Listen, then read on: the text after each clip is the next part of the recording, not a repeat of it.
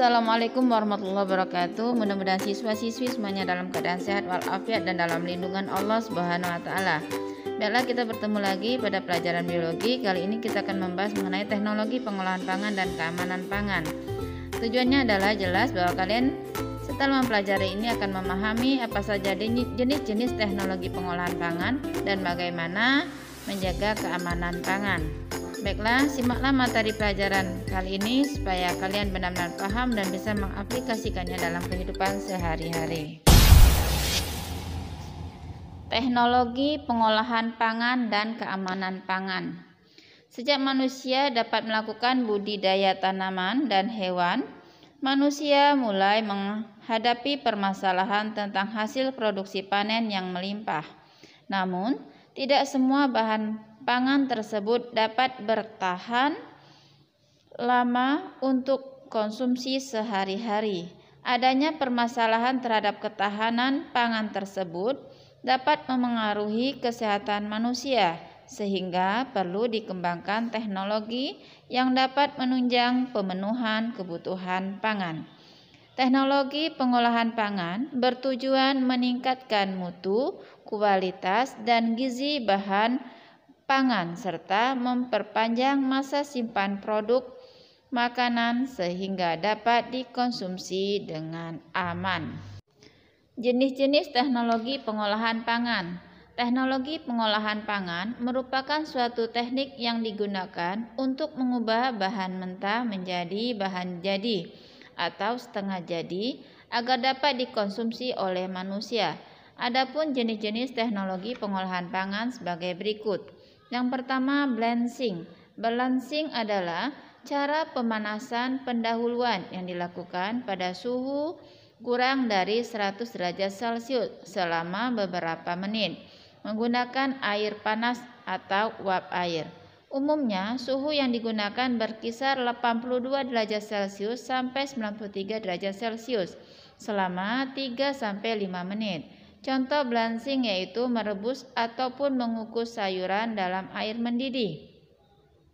Tujuan blanching yaitu menginaktifkan enzim yang tahan terhadap panas seperti enzim peroksidase dan katalase. Blanching dapat dilakukan terhadap sayuran dan buah-buahan yang akan dikalengkan atau dikeringkan. Selain untuk menginaktifkan enzim, blanching juga bertujuan membersihkan bahan makanan dari kotoran dan mikroorganisme serta menghilangkan bau dan rasa yang tidak dikehendaki. Berikutnya, pasteurisasi. Pasteurisasi adalah proses pemanasan bahan pangan dengan suhu tertentu untuk membunuh mikrobia patogen. Pasteurisasi biasanya dilakukan pada pengolahan bahan makanan seperti susu dan sari buah dengan suhu di bawah 100 derajat Celcius. Pasteurisasi terhadap susu dilakukan pada suhu 61 derajat Celcius sampai 63 derajat Celcius selama 30 menit. Adapun pasteurisasi sari buah dilakukan pada suhu 63 derajat Celcius sampai 74 derajat Celcius selama 15-30 menit. Tujuan pasteurisasi yaitu memperpanjang masa simpan bahan makanan dengan mematikan mikroba patogen dan menginaktifkan enzim. Susu yang sudah dipasteurisasi bila disimpan pada suhu kamar hanya akan bertahan selama 1-2 hari.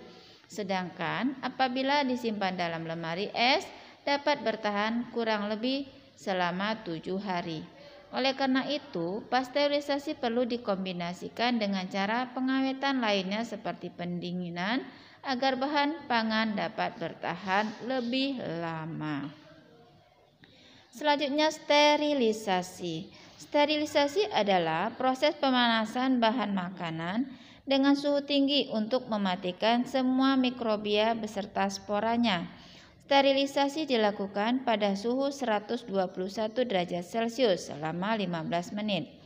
Salah satu produk makanan yang diolah melalui proses sterilisasi adalah produk makanan kaleng. Sterilisasi pada produk pengalengan atau canning harus disesuaikan dengan dimensi dan ukuran kaleng.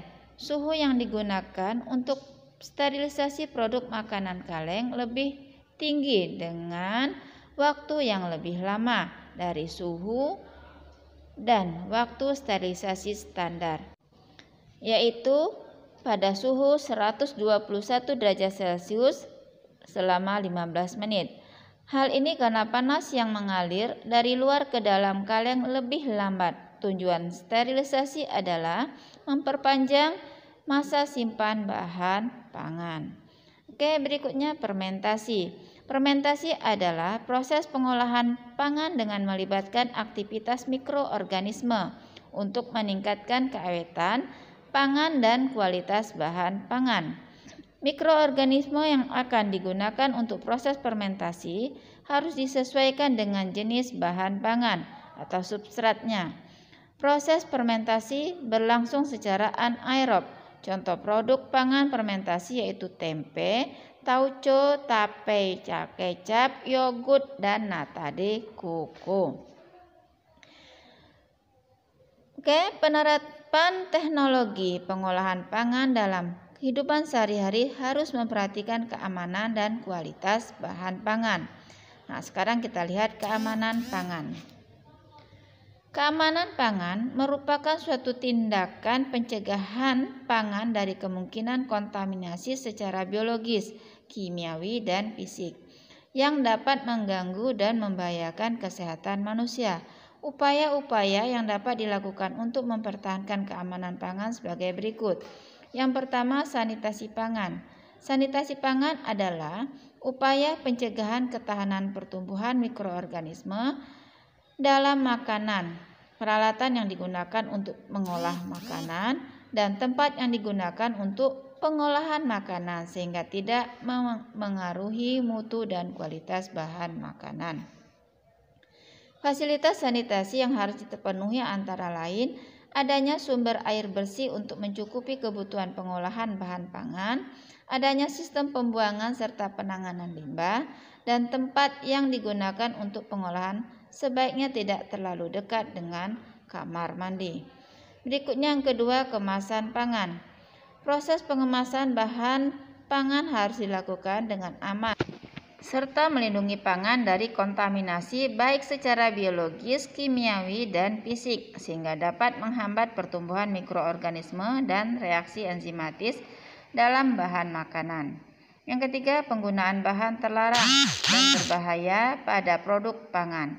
Pemerintah melarang penggunaan bahan terlarang dan berbahaya pada produk pangan seperti asam boraks, formalin, asam salisilat, kalium bromat, kalium klorat, klorampenikol, dulsin, dietil pirokarbonat, nitrafurazon, dan minyak nabati yang dibrominasi.